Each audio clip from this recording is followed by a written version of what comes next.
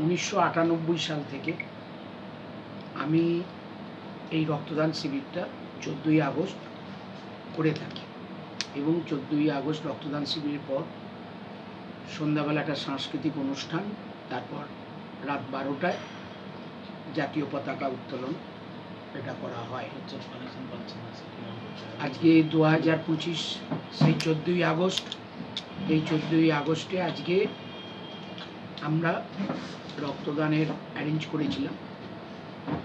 413 জন মোট রক্তদাতা রক্ত দিলেন।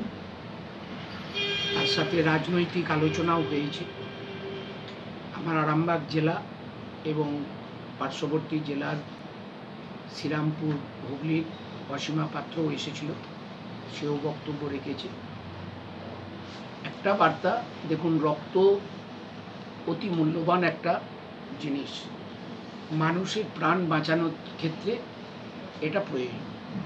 সেই রক্তের যোগান যাতে থাকে, মাননীয় মুখ্যমন্ত্রী এটা বারবার আমাদের তৃণমূল কংগ্রেসের কর্মীদেরকে বলেন।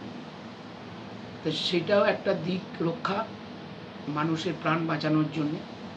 তার সাথে সাথে বর্তমানে যে পরিস্থিতি, কেন্দ্রীয় সরকার এবং আমাদের ভারতীয় নির্বাচন কমিশনার যেভাবে একটা এসআইআরের মাধ্যমে অস্থির পরিস্থিতি সৃষ্টি করেছে, সেই পরিস্থিতি মোকাবিলা করার জন্য মাননীয় মুখ্যমন্ত্রী তথা আমাদের দলের সুপ্রিমো মমতা বন্দ্যোপাধ্যায় তিনি পথে নেমেছেন এবং আমাদের দলের সেনাপতি সর্বভারতীয় সাধারণ সম্পাদক অভিষেক বন্দ্যোপাধ্যায় পথে নেমেছেন।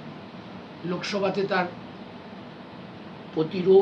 প্রতিবাদ চলছে, ঠিক তেমনি বাংলার বুকেতেও যাতে তৃণমূল কংগ্রেসের কর্মীরা সমস্ত মানুষের পাশে পৌঁছে মানুষকে সংগঠিত করতে পারে, এই এসআইআরের কুফল কি হতে পারে সেই বিষয়ে যদি সচেতন করে তুলতে পারে, বাংলা বাঙালি বাংলা ভাষার উপর বিজেপি শাসিত রাজ্যে যেভাবে অত্যাচার চলছে তার বিরুদ্ধে যদি জনমত গঠন করা যায়, 2026-এ পশ্চিমবাংলায় 250-র ওপর সিট নিয়ে চতুর্থবারের জন্য মুখ্যমন্ত্রী পদে বসবেন মমতা বন্দ্যোপাধ্যায়। তাই আজকের এই অনুষ্ঠানের মধ্য দিয়ে কর্মীদেরকে আরও উজ্জীবিত করা হলো। আগামীকাল সকালে জাতীয় পতাকা সসম্মানের সাথে তুলে যে বীর সন্তানরা নিজেদের জীবন দিয়ে এই স্বাধীনতা এনে দিয়েছে তাদের প্রতি শ্রদ্ধা জানিয়ে নতুন করে শপথ নিতে হবে 2026-এ এই বাংলায় যাতে বিজেপি একটা সিটও না পায়, তার জন্য কর্মীদেরকে উজ্জীবিত করা হলো। এই বার্তাই আজকে কর্মী। দেখুন, আজকে স্বাধীন ভারতবর্ষে যারা কেন্দ্রীয় সরকারে বসেছে, স্বাধীনতা আন্দোলনে এনাদের অবদান বা এনাদের রাজনৈতিক মতাদর্শ সেই সময় ভারতবর্ষের স্বাধীনতা আন্দোলনে পাশে এসে দাঁড়ায়নি। বরঞ্চ এই প্রধানমন্ত্রী যখন আন্দামানের সেলুলার জেলে গেছেন, সাভারকার যে কক্ষটায় ছিলেন সেখানে বসে তিনি 10 মিনিট কাটিয়েছেন। কিন্তু অন্য যে বিপ্লবীরা ওই সেলুলার জেলে ব্রিটিশদের দ্বারা অত্যাচারিত হয়েছে, প্রাণ গেছে, সেই কক্ষে গেলেন না। একদম সেই জায়গাতে উনি যে বাংলা বিদ্বেষী, বাংলা বিরোধী, এটা অনেক আগেই প্রমাণ করেছেন, আরও প্রকটভাবে প্রমাণ করছেন। আমার তো মনে হয় কালকে লালকেল্লায় যখন এই তেরঙ্গা পতাকাটা তুলবেন, ওনাকে বন্দে মাতরম বলতে হবে।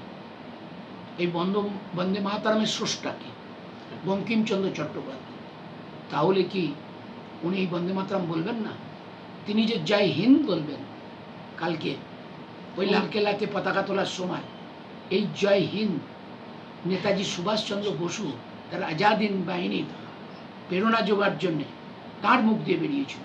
তাহলে কি ভারতবর্ষের বর্তমান প্রধানমন্ত্রী এই বন্দে মাতরম বাদ দিয়ে, জয় হিন্দ বাদ দিয়ে জাতীয় পতাকা তুলবেন?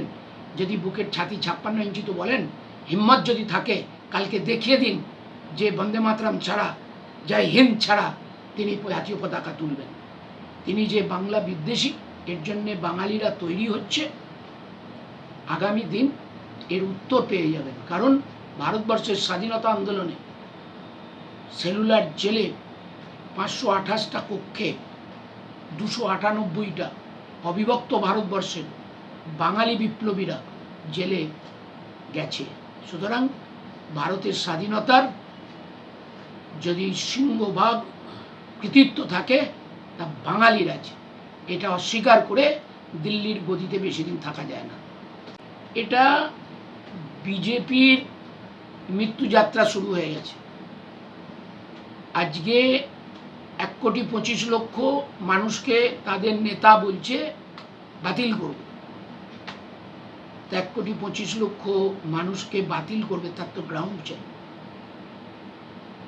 যে নেতা বলছে সেই নেতার মা 1960 সালে তিনি নিজেই বলছেন পূর্ব বাংলা থেকে এসেছে।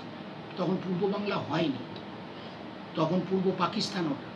1971 সালে ইন্দিরা গান্ধীর প্রচেষ্টায়, মুজিবুর রহমান ও অন্যান্য বাংলাদেশের দেশপ্রেমীদের ঐকান্তিক প্রচেষ্টায় বাংলাদেশ তৈরি হয়।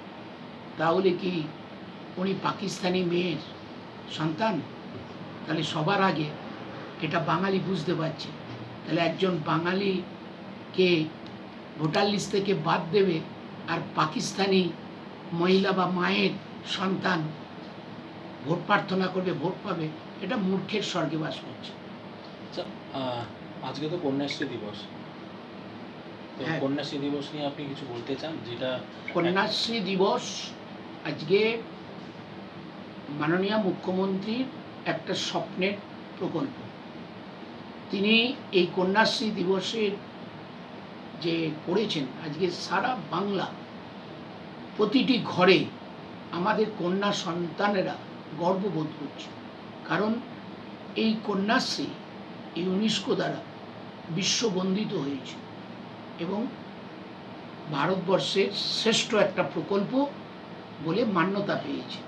এই কন্যাশ্রী দিবসের মধ্য দিয়ে আমাদের মাননীয় মুখ্যমন্ত্রীর দুটি উদ্দেশ্য, অর্থাৎ একটি 18 বছরের নিচে কোনো পরিবারের কোনো কন্যা সন্তান যাতে বিবাহ বন্ধনে আবদ্ধ না হয় এই দিকটা দেখা। আর একটা হচ্ছে কন্যা সন্তানকে যদি শিক্ষিত করে তোলা যায়, গোটা পরিবারটা শিক্ষিত হয়ে ওঠে। কারণ বাড়ির সমস্ত দিক এই কন্যারা যখন গৃহবধূ হয় তাদের হাতেই সমর্পিত হয়। আর একটা দিক, আমাদের বিবাহ বন্ধনে আবদ্ধ হওয়ার পর যখন অল্প বয়সী মেয়েরা সন্তান ধারণ করে তখন তাদের শারীরিক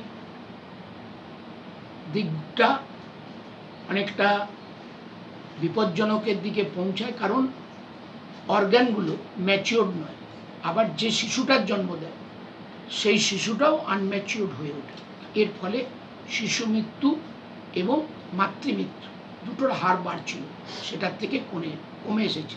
তাই সারা বাংলার মানুষ আজকে কন্যাশ্রী দিবসে মমতা বন্দ্যোপাধ্যায়কে কুর্নিশ জানাচ্ছে এই প্রকল্প এনে এবং পৃথিবীর অন্যান্য রাষ্ট্রের থেকে সেরা সম্মানটা নিয়ে এসে আরও গর্বিত করে তুলেছে বাংলা।